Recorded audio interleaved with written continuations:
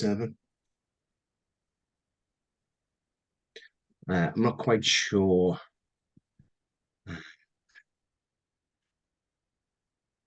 Yeah. I think also, so forgive me for all this at the beginning, you just need to remind people it is being recorded. The message comes Yeah, on your screen, but just to, for all sorts of privacy, GDPR issues and stuff. yeah. So, okay, looks like we've got Lee, and we've also got Nick as well. That's great. So we'll just give everybody else a couple more minutes Yeah. um, to come in.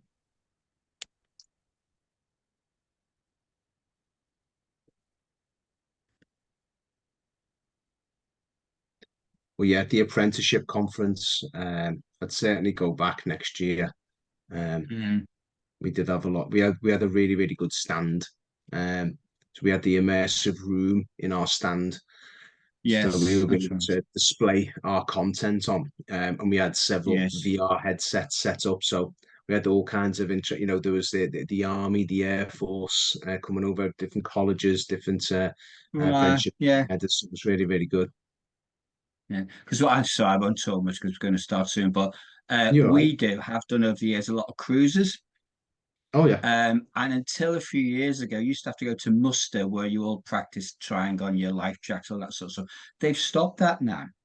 And you All just right. have to look at a video on a screen in your cabin. And Yeah. it's full of like, avatars and cartoon like characters. It Right. seems to me that that type of thing would lend itself to this. My goodness, it really, really would. Definitely, yeah. I mean, we've got maritime clients, haven't we, that we do their Ah, right. safety orientation on their vessels. So Yes. Ocean Yes. Infinity is one. We do their safety and orientation on their vessels for the crews that are going to Yes. change at different ports. So Yes.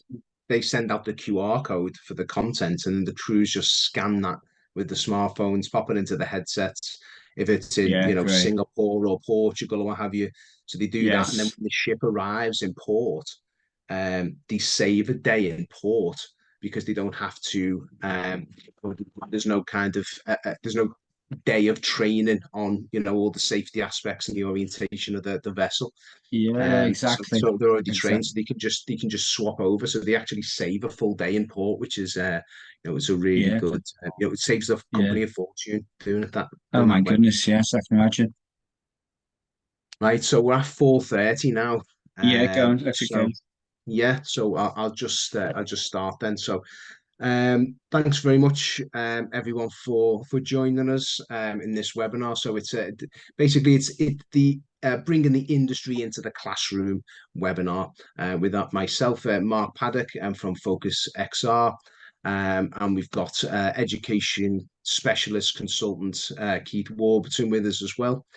So again, yeah, thanks everyone for joining us. Really, really grateful for you for having you with us, especially at the end of the day. So we'll try and make this as informative and valuable as possible for you, and give you some really really good information.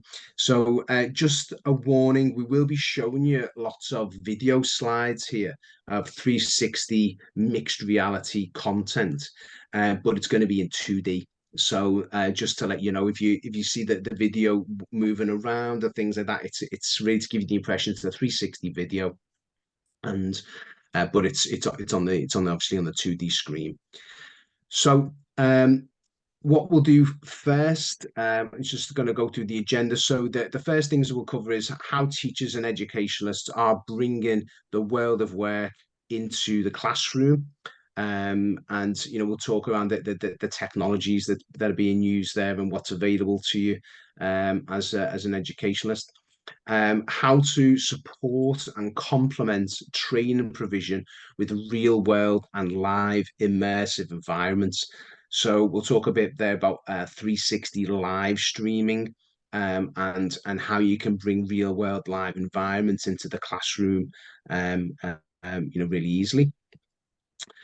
We'll also go over, how to enhance the training with annotations, assessments, and graphics within 360 mixed reality training and virtual reality training. So we'll talk about there that using 360 cameras and layering annotations and graphics and assessment and questions, put multiple choice questions within the sphere, as we call it. And also how students can gain basic industry work skills and experience and develop a skills passport for the careers that they can then take forward into their careers. So, if you've got students that are perhaps doing a T level in construction, for example, how they can take work experiences such as hazard awareness on a construction site or working around plant equipment, and kind of take that as a CV, kind of digital immersive CV forward into their careers, so to show the prospective employers of what they've been through and what they've trained themselves on. And then finally, we'll talk about how we can make learning more accessible and more and more scalable, really, and increase the opportunities for diversity and inclusivity in training in the classroom. So firstly, we'll start at the beginning, in section one. So how teachers and educationalists are bringing the world of work into the classroom. So put simply, the one word that relates to this is tech. All right, so technology is the way we are bringing the world of work into the classroom. So, and that's really one of the positive legacies from COVID. I mean, there's not that many, but the COVID lockdowns really left us with that legacy of the acceleration of remote learning technology by about a decade in those 2.5 years, purely out of necessity for, we were those challenges that we were facing. And myself as well, from a vocational training background, we felt that we had the training centre, and we would deal with difficult learners, which I'll talk a bit more about a bit later on.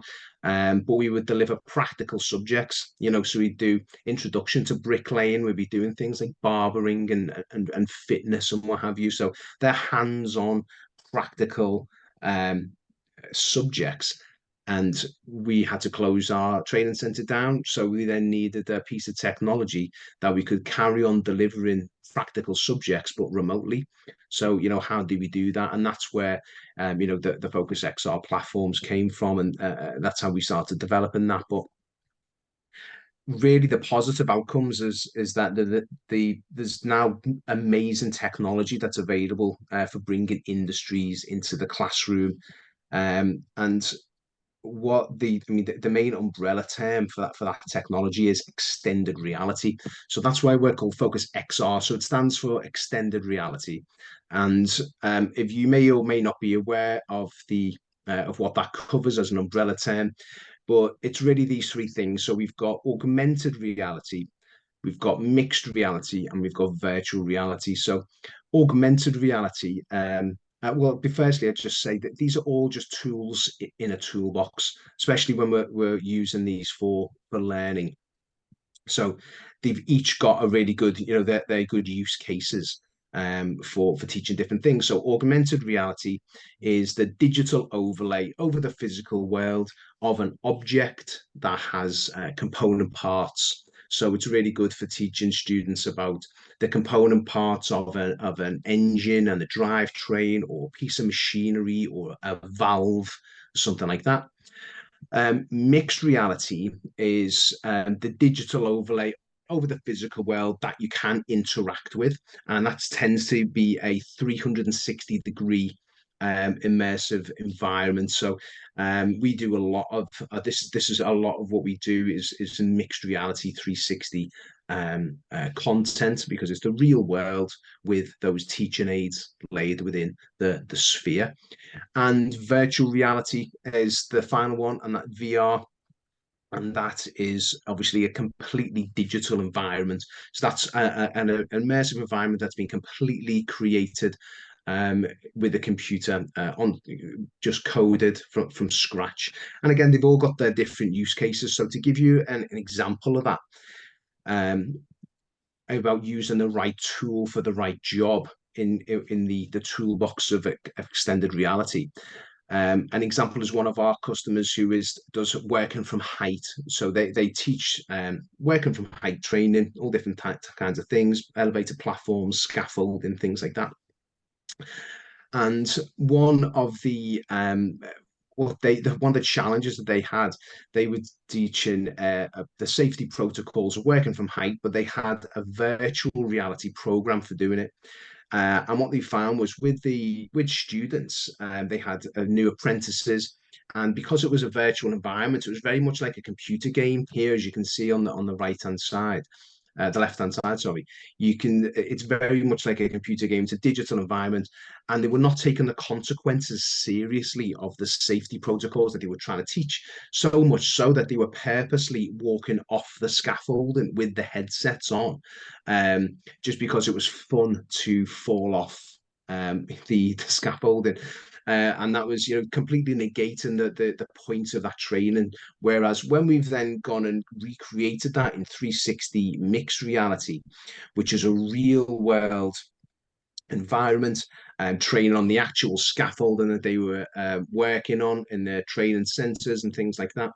Um, they could look down, they could see this is very much the real world. They could see, buildings in the distance that they'd never seen the roofs of before, that kind of thing. They could appreciate the distance they were at, and they can appreciate the danger they were in. And then in that scene, we were able to layer in mixed reality teaching aids. So we could put in, from this height, if you were to not be harnessed on correctly, then you would, there's an 80% chance of death or serious injury if you were to fall from this height. This is how you use your harness. This is how you adjust your harness, etc. And that was a much better medium, better tool for the job there for delivering those learning outcomes. So that's just, again, is an example of using those right tools. I mean, another example is we've had a provider that does fire safety training. And you can't very well just have someone walk into a smoke-filled room that's on fire with a 360 camera. So you do have to create those environments in virtual reality. That's the safest way to do it. So again, it's just using the right tool for the right job, but they're all under the umbrella of extended reality. So what I want to talk about here then is the neuroscience of VR and the neuroscience of mixed reality and immersive learning, and why that's important for students when you're bringing the industry into the classroom. So if you're using tools like a virtual reality headset, or you're using a smartphone app with a VR viewer, what will happen for a student when they place those goggles on the head, and able to look around the scene, is that their brain will make a mental map of that environment. It's tricked in a way of making this mental map, and it rewires the brain. So the more times they're immersed in this environment, the more schemas they're built up, which are just bundles and nerve endings in the brain. And that effectively makes the student more familiar with an environment. So again, when you're talking about bringing the industry into the classroom and job roles and things, and it could be hazardous industries, the more familiar we can make a student in a safe environment, the more confident and competent they will be when they step into the real world environment. It's not going to be the first time they've seen that and they've experienced it. So that's why it's so important to orientate students immersively before they step into these real world environments. And there's some amazing platforms that can give that to students now. So like ours, like FocusXR. So what we do is we want to make all our content and the hardware agnostic, so it can be used across different mediums. So if you want to give students an in-classroom experience, but you don't have access to VR headsets or what have you, you can use the smartphone app which is what we designed to assist us during COVID when people were learning from home.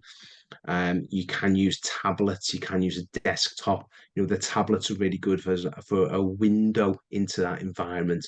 So if they don't want to have, if students or learners don't want to have goggles right on the head, they can use a tablet as that window into the environment. So that's a really important way of being able to offer, give learners different options for consuming that content in the classroom.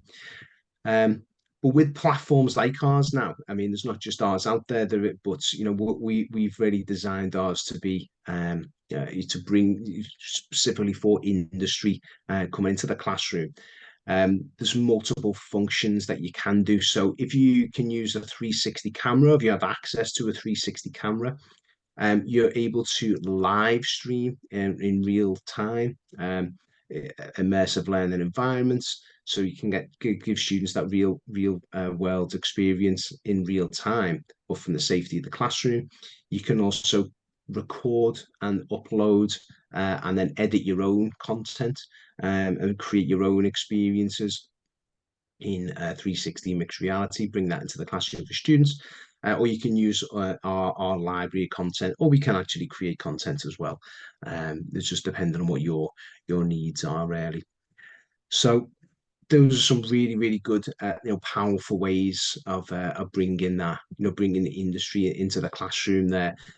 Keith, I don't know whether you have any input on that, do you, in terms of, your experiences with different types of learners?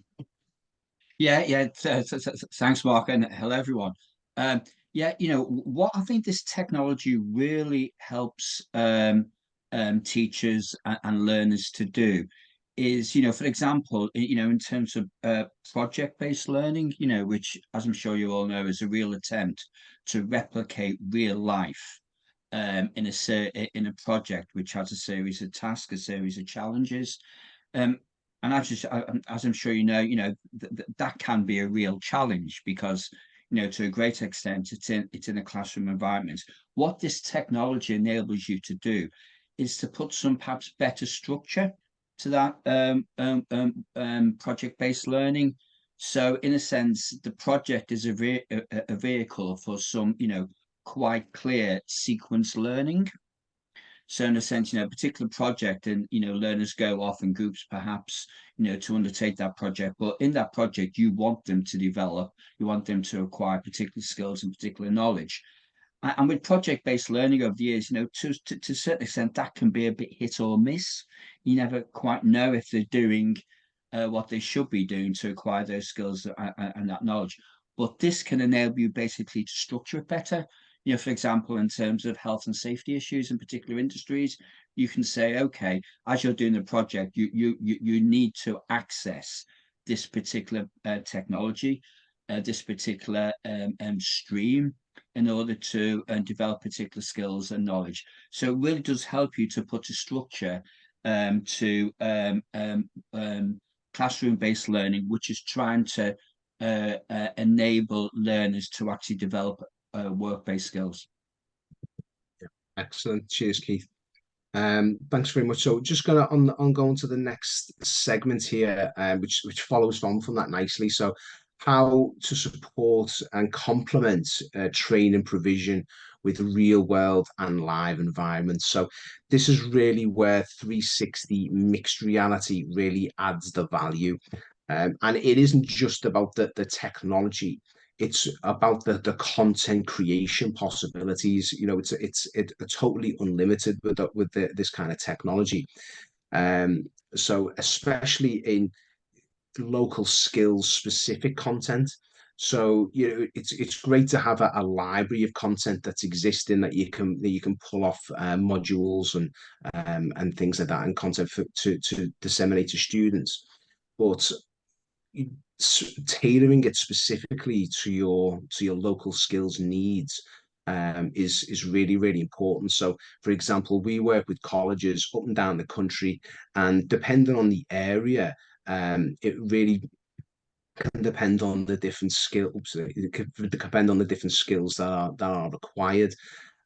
So I'm just going to show you firstly, though, a little bit of a kind of montage of the type of training content that you could produce that would really lend itself well and complement your training provision, as I say, with these real world live environments. This is a short montage of 360 mixed reality video.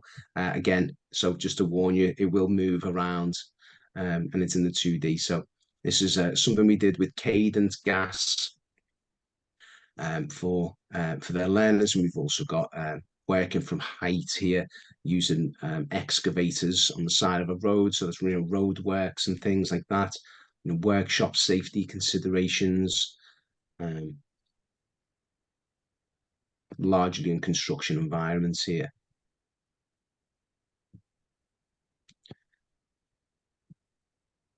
But again, just to come back to, using that content, being able to create that content for your specific learning needs and skills gaps that are in your area. I mean, we've got colleges that are in the Northeast, and in the Northeast at the moment, especially in the coastal regions, the industry is heavily focused towards the offshore industry and the supporting industries around that.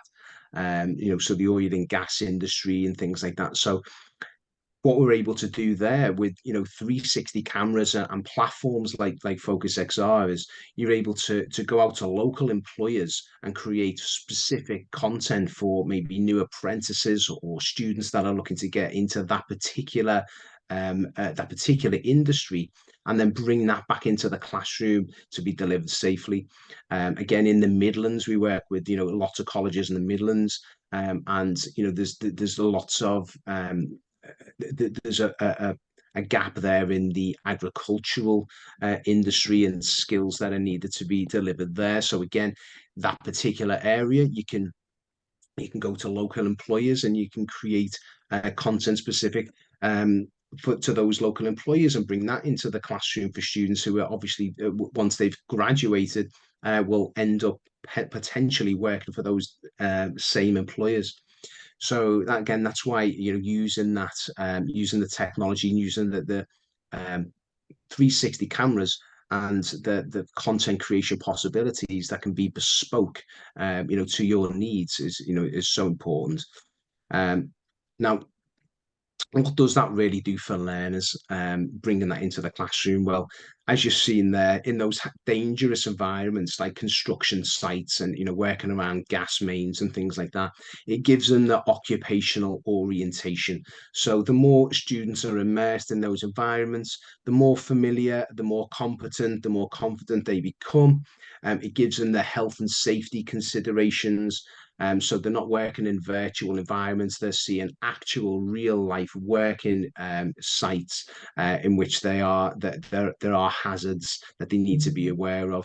They need to be familiarized in those for those jobs. And those working roles, and understand the types of conditions that they will be working in. And we need to give them more confidence and instill them more competence as well before they really go into these workplaces. But just coming back to the technology, going out and creating the content with your 360 cameras and things, fantastic. Bringing that into the classroom, there's different ways of doing that. There's different mediums that you can use. Some are more scalable than others. Um, and again, the 360 camera technology now is so accessible. You can get a 360 Ricoh Theta X 4K camera for about £500. And with that one piece of kit, you can live stream through that. You can record really high quality, as I say, 4K content. It's really, really versatile, very easy to use. You don't need to be a professional camera operator or have a media degree to use that. And that can give you content like this, which I'll show you in a moment. And you've seen this a little bit. This is how we create content um, at the Cadence Hydrogen experience.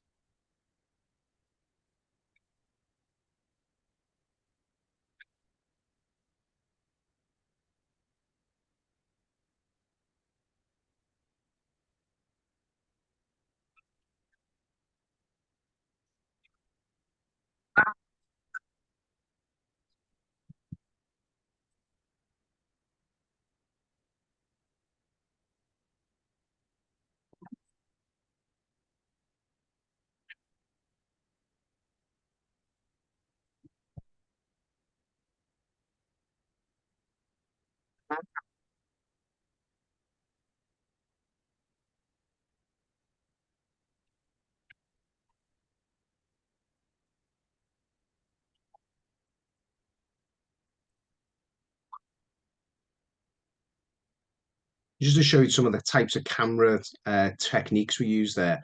And I'll just show you some of the mediums that you can deliver that through. So immersive rooms, obviously the most unscalable way of using the technology. Very, expensive but amazing at the same time.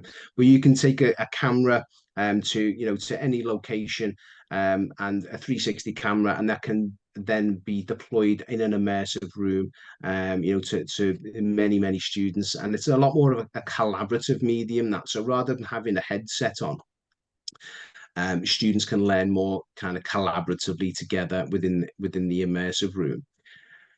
But also, if you wanted to deploy that content on a MetaQuest, you can do that. So this is with the student view through the MetaQuest on a piece of content from FocusXR. So this is a hazard awareness in manufacturing, and a company that we worked with to do their safety and orientation for students, for new apprentices coming into the precision engineering industry, and they need to know about hazards that are in a manufacturing environment before they actually came into that environment. Um, and so they were kind of fully orientated as to what they could expect and what constituted a hazard in these spaces. So you'll see here, this is through the MetaQuest headset, again 360 mixed reality, looking around for hazards there. But if you don't have the 360, if you don't have the ability for students to see headsets and use headset, you can use a smartphone. So we've got the smartphone there, smartphone app that can just be used within a plastic viewer, £10 headset.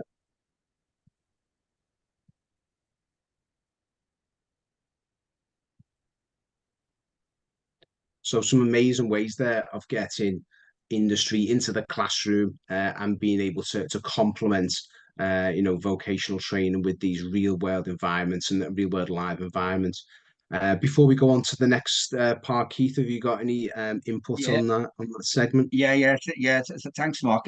Again, yeah, just thinking really about how you might use the technology and the outputs, the outcomes from use of that technology. For example, in terms of creating your own content, what you can obviously do is create your own content, which, as Mark has been saying, can be very industry specific, which is very much related to the skills needs in your area. Create some content, which can be of various lengths, some, quite short snippets, I guess. Then insert that into your curriculum planning.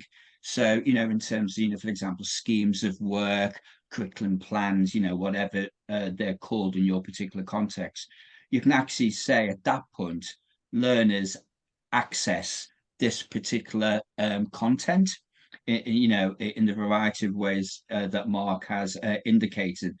And then also them accessing that particular content can be very much specifically rated to a particular learning objective, which is set out in the scheme of work. So that all the learners who access that particular virtual learning in whatever format have addressed that particular objective.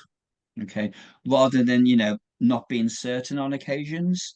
And so in a sense that in terms of schemes of work can be created with links to particular content, and then those schemes of work can be used by a variety of colleagues who are basically delivering particular programs.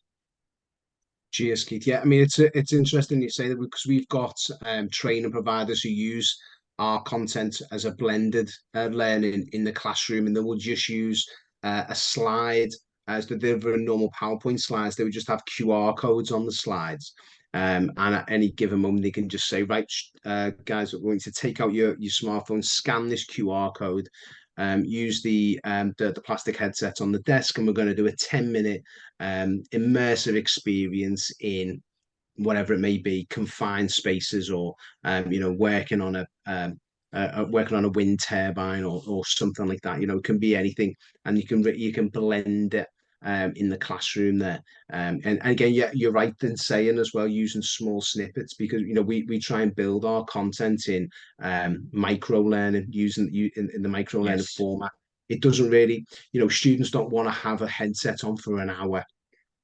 It's really a good way of just using 5-10 minute snippets, and giving them that immersive experience for a short period, and then discussing that with them afterwards. Yeah, brilliant. So I'm just going to go on to the next segment here, which is the third section we're going to talk about, which is how to enhance training with annotations, assessments, and graphics in 360 virtual reality training. So the main thing I'm going to talk about here is the assessment functions.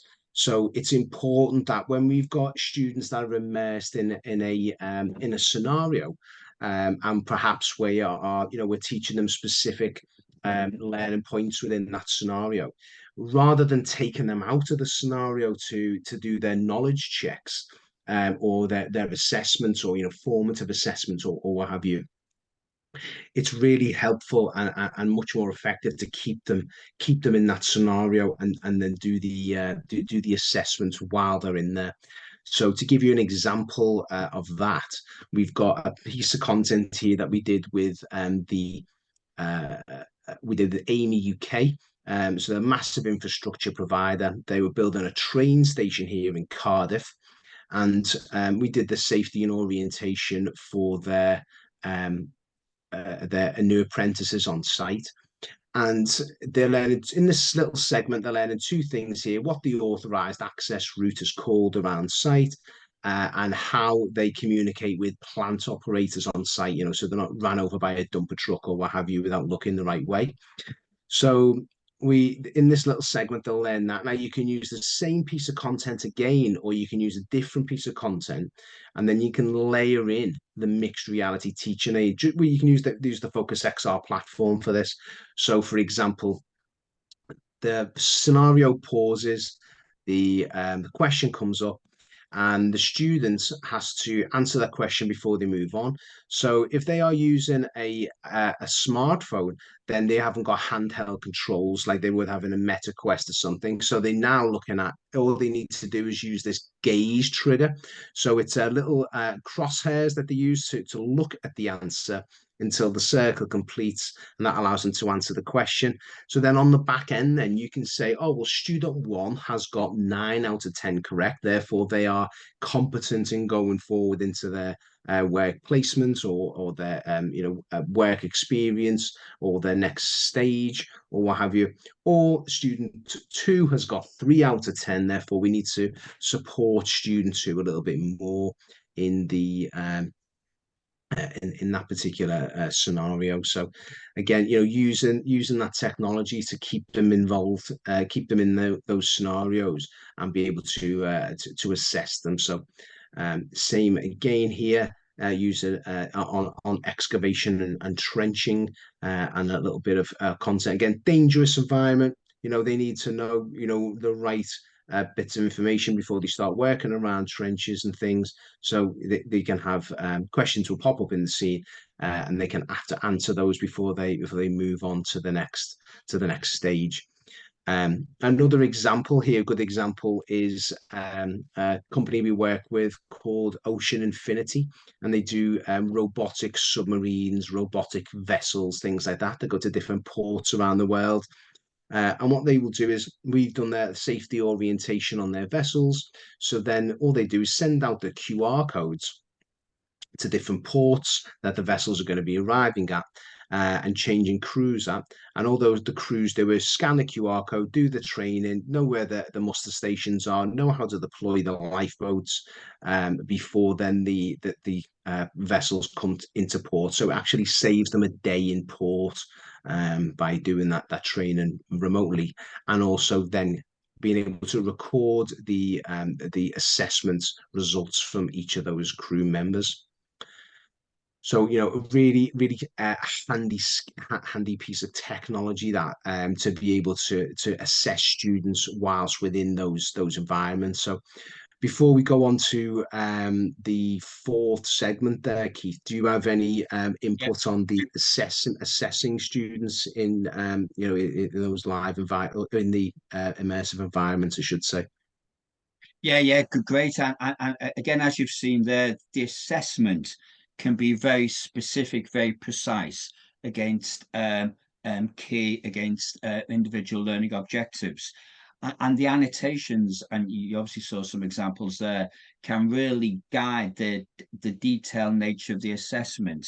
So, and obviously in all sorts of education contexts, education settings, assessment can take you, if we're all not careful, an awful long time, in terms of collecting evidence, and perhaps on occasions collecting evidence to meet the needs of some type of external verifier. Well, this enables you to do that very efficiently, very effectively, and very accurately. So as Mark said, you can sort of set a pass mark, as it were. So, learners have to achieve so many out of 10.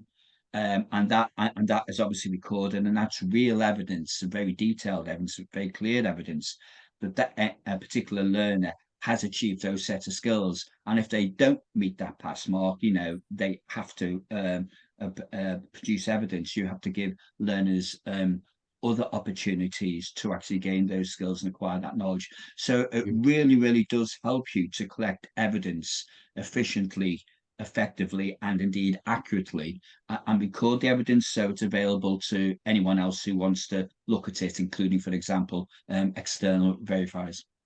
Yeah. And also, I think that it lends itself well to learners who don't do well on written tests. So for certain learners who they are better in practical environments.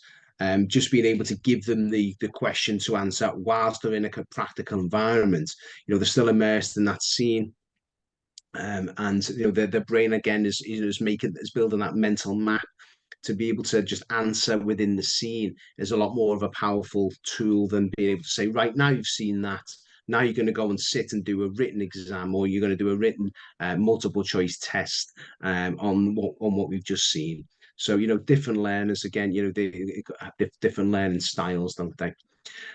So, okay, so on the fourth part now, how students can gain basic industry skills, work experience, and develop a skills passport for their careers. So again, this comes down to the technology and not only the 360 cameras, but the type of use, the type of film and technique with 360 cameras. And you can be creative about this, and I'm going to show you a way that we've done that. You may have seen in the video. But work experience, you need to be on site for that. But if it's hazardous, what can you do for students? Certainly, if they're doing construction, for example, again, if they haven't got CSCS cards, or they haven't got, the various badges and things that they need to be able to work on site or work around dangerous equipment. How do you give them the work experience? How do you give them that immersive experience of what it's like to work on a site, and be a kind of in danger as you would be. Well, firstly, we can give them the orientation of that. But in terms of developing actual, industry skills, we use a particular way of filming called the embody cam, which is it's a collar that goes around the neck of the operative that we film with, and there's a 360 camera at the front, a 360 camera at the back. And then in the edit we make the head disappear, so when the student puts the goggles on, they are effectively embodying that particular person who's using their industry skills to do their job. So I'm going to show you a few examples now from different elements. So we've got, I think, working from height, using I think it's ladder safety in telegraph pole working. There's Cat and Jenny, which is cable avoidance tool in civil engineering. I think one or two others, but you'll get an experience here of what the student would see embodying that person who's doing that particular industry skill. And then how a student will build that passport up to be able to take that forward into their career. So then they can say to employers, well, here's evidence that I have been through um, safety and orientation in working at height, or safety and orientation in doing street works or civil engineering, infrastructure, or what have you. So this is the Cat and Jenny course, which is a lot, largely overlooked for students. They're going to need to do a lot of this if they are working within and just do that one more time. Do a lot of this if they're working in a civil engineering, and if it's roadworks, domestic street works, which is the bread and butter of civil engineering, then they will need to know that kind of stuff. But then there's also working around gas, and using things like pieces of plant equipment, um, like this, like cutters and steel cutters and things like that. Using excavator. This is a VAC-X, so being able to vacuum new excavations of rubble. But I think we've got also, we've also got working around gas mains and things like that. So just being able to use this type of kit to then build up a skills passport, so a student can have their accounting FocusXR like that, and they can have their skills passport. So if they've perhaps done hazard awareness in construction, hazard awareness in manufacturing, they can take that with them once they've left the college into their world into their their working life, and say they can add that onto their into their CVs, and hopefully that will hopefully give employers an impression that they are conscientious and they are already orientated in certain elements of the industry that they're trying to get into. So Keith, do you have any input on that as well, Yeah, from yeah, industry skills and taking those forward into the workplace? yeah. If I can just say a little bit more about, the concept and the practice of skills passport. What this really helps you to do, and obviously learners to do, is to collect evidence with regard to skills developed, knowledge acquired, on an ongoing basis. So they build it up over the period of time. I think over a period of time, we've all got used to learners collecting portfolios of evidence, and Yeah, how that is has often happened towards the end of the process, where somebody puts together a folder, often hard copies of stuff which come in very thick folders, and that's the evidence. What this enables learners to do is to basically collect that on an ongoing basis, and obviously they, together with the teachers or lecturers, can actually review that on an ongoing basis. So at various points during a course, that you and colleagues take an opportunity, perhaps on a one-to-one, depending on resource availability as always, or perhaps on a one to small group basis, basically encourage learners to review their skills passport, where it's up to at that point in time, and for them to identify what their future learning needs are. And again, it's a phrase we often use in education, whereby learners can take ownership of their learning. Well, this skills passport really does enable them to do that, sort of using summative assessments, i.e. once it's completed, they take into particular industries and say, that's the evidence of what I've learned. Here's the summative evidence, but also through formative assessments, i.e. on an ongoing basis. And again, it can be a very effective and very efficient way of collecting evidence with regard to assessment in a formative way, which then leads to the final product, i.e. the end skills passport, which is then a complete summative assessment.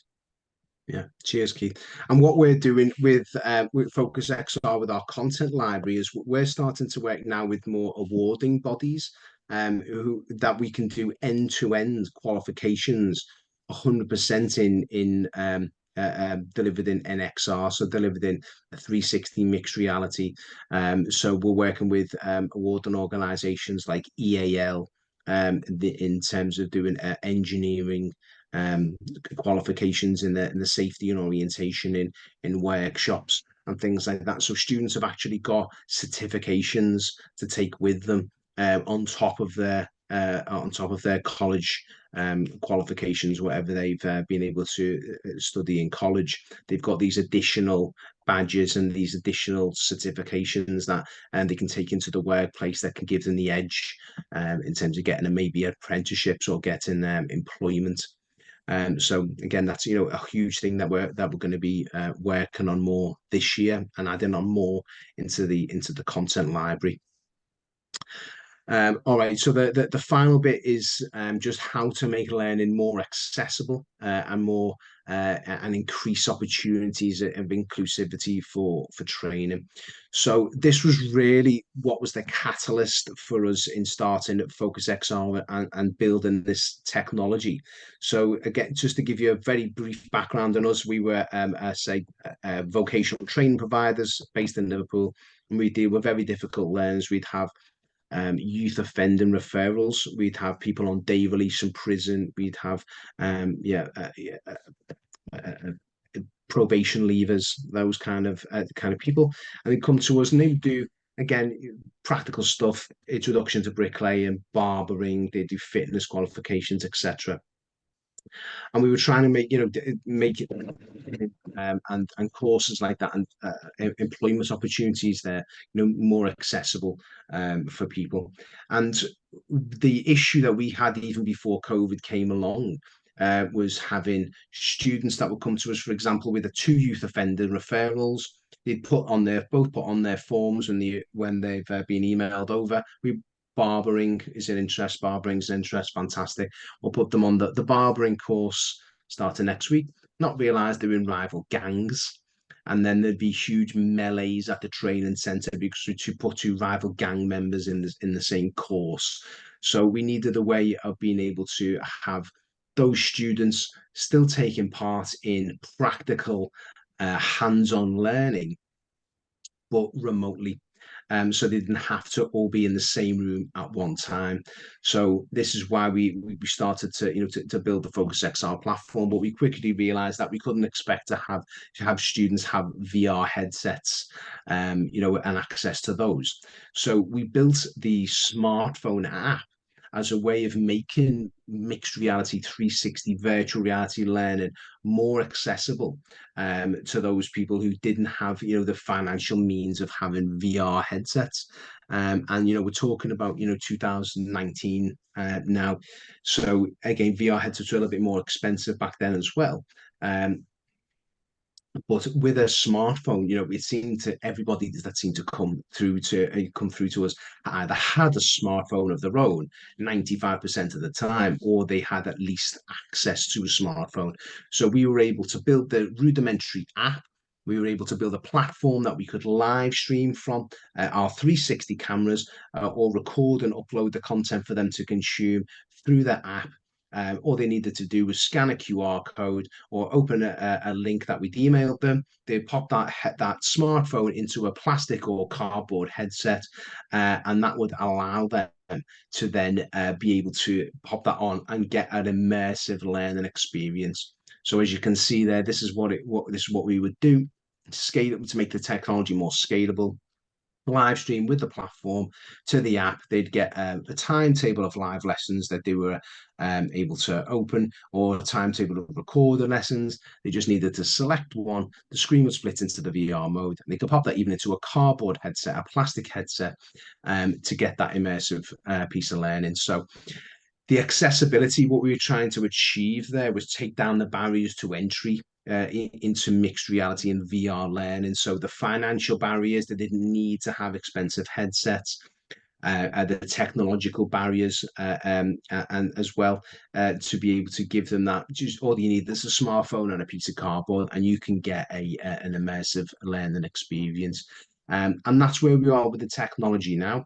with FocusXR, we've still got our smartphone app that we've improved, and we've, as you've seen then a couple of slides ago, we've got the skills passport and things that is linked to the app, but it's now hardware agnostic. So anything that we is in our content platform or in our content library can be seen through any a medium. So it doesn't have to be the smartphone app. It can be a VR headset. It can be an immersive room. It can be a desktop, or it can be a tablet as well.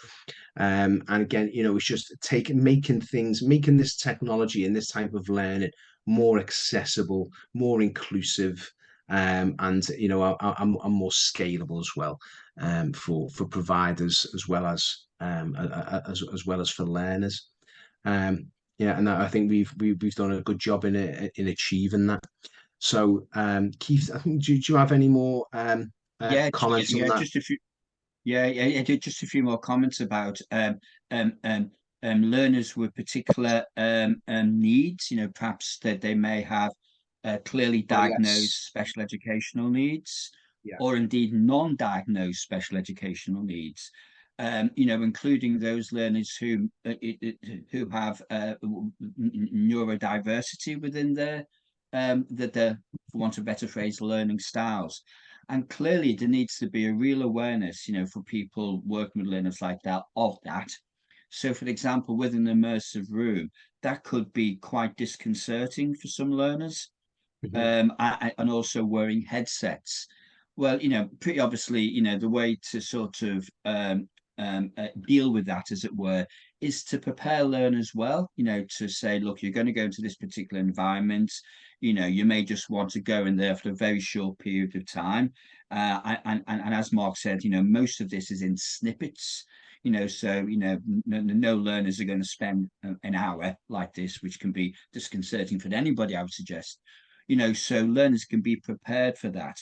And also, as with any good teaching or learning, once they've come out of that environment, there may need to be particular types of follow-up with those learners in terms of reinforcing what they've been introduced to, what they perhaps learned in that particular virtual environment. Yeah, brilliant.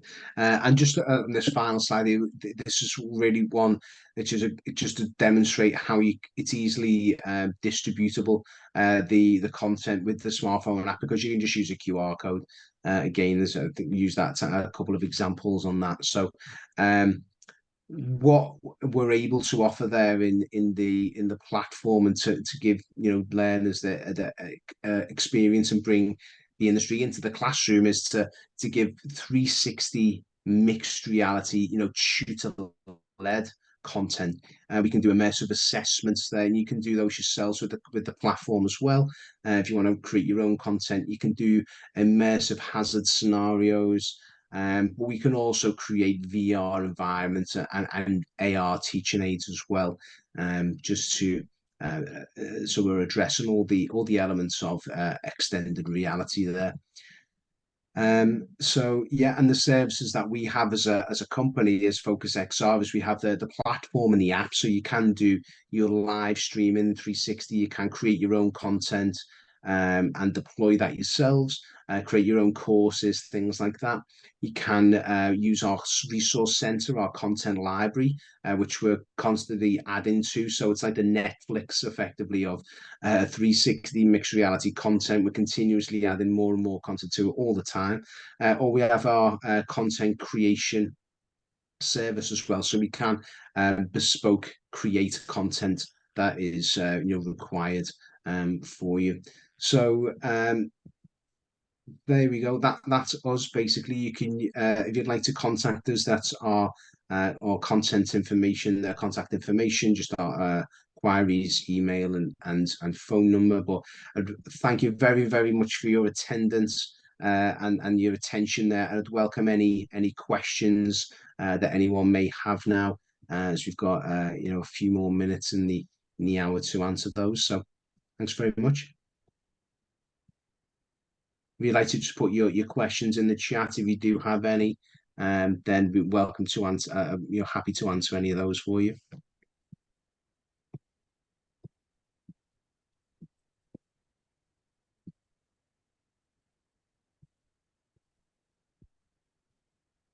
And thanks very much, Keith, as well, for taking some time there as well. Really appreciate that. Um, and your input on Mark, there's a those really good. question in the sorry. Have you seen the question in the Q&A? Oh no, sorry, I was just looking at that. I was waiting for that to come up. Can you see that, Keith? Can you let me know what to say? Yeah, it's a question. What other colleges and companies produce content? Is that available for our college to reuse? Yes, absolutely. Yes. So if other colleges create content that they are willing to share with other colleges, that can be that they publish that on the content library, and then that's able to be used by other colleges as well. So this is another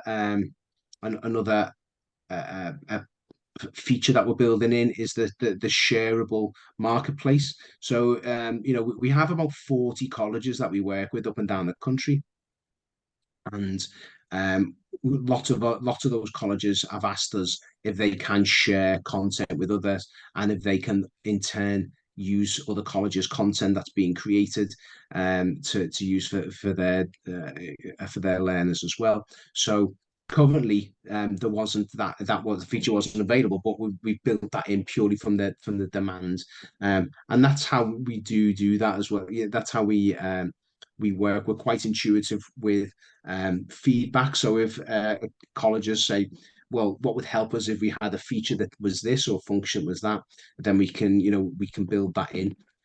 But yes, we do have the facility to offer a sharing marketplace for other content as well. No problem. So what's the time and financial investment typical for a college is another question there. So financial investment in terms of, well, basically we charge one subscription fee. So it's £795 a month for unlimited use of the platform, unlimited users, unlimited access to the content library, and unlimited live streaming, unlimited 360 video editing and uploads and things like that. So it's just that one flat fee. So it doesn't matter if you've got 100 students or you've got 10,000 students or you're a consortium of colleges that are working together. You can do that, and that's that one subscription fee. In terms of time, and on top of the financial investment, you can create really easily the 360 mixed reality content yourselves. There's just the time of uploading filming and uploading, and then layering in the mixed reality teaching aids and deploying that, and you can do that in minutes. And if you don't want to create your content hub is in the platform, so you can just go into that, pull out any content that you need, and distribute that as you wish to your learners. So I think we've got another question there. So what software or technical setup do we need to use FocusXR? So you don't need any software or any technical setup. It's all done within a platform. So it's browser based. So what you would do is log into the platform, and that's it. Then you could film content, upload that. You need to say pull the content out from the content library. There's no additional software, what have you. You can plug a camera in if you want to do live 360 live streaming. It's all done within the FocusXR platform. So Yeah, I can just add something to that. Clearly one important thing about all this is the need to ensure that the technology doesn't get in the way of the learning. The technology aids the learning. I think in the past we've often seen where technology tends to, can take over and actually be a hindrance. yeah, Whereas this is very easy to access. So for teachers, to actually make content and then insert it into their curriculum planning is yeah. relatively straightforward. And of course, once you've done your curriculum planning, perhaps in modules or segments that can be shared amongst your colleagues in your particular institution. So it saves everybody time in the end, because I'm always conscious that time is of the essence, as it were, and indeed, hence at least to the questions here. Absolutely, absolutely, yeah. And again, this is the thing. So when we create content ourselves, with our content team. The editing process can be lengthy, just depending on what the outcomes are. But if a college is creating their own content, then it just tends to be a lot more, because it's, you're doing it in house. It can be a lot quicker. We don't have to book meetings with the curriculum experts and things, and take the knowledge that they have, and put it into the video. They can already do that, themselves, and tailor the content to how they want it. So I think that, is there any more questions come through? Let's have a look. When other colleges, companies produce contents that are available. Yeah, we've done that one. I think that's everyone. Let's have a look. Yeah, great. Software tech. Yeah, that's everyone. Brilliant. Okay, so that's all the questions. Just left to say thank you very much for joining us. If you do have anything further you'd like to contact us about, feel free to get in touch with me, Mark Paddock, on LinkedIn, or send us an email, and be more than happy to answer any further questions you've got. Other than that, thank you very much, and have a nice evening. Yeah, thank you all. Yes, enjoy the evening, whatever you're doing. Thank you, Okay. Keith, as well, for your input. I appreciate it. We'll Yeah, have a chat cheers, later. Mark. Thanks. Thanks very Yeah, okay. much. Thank you. Thank you all. Bye bye Bye. now.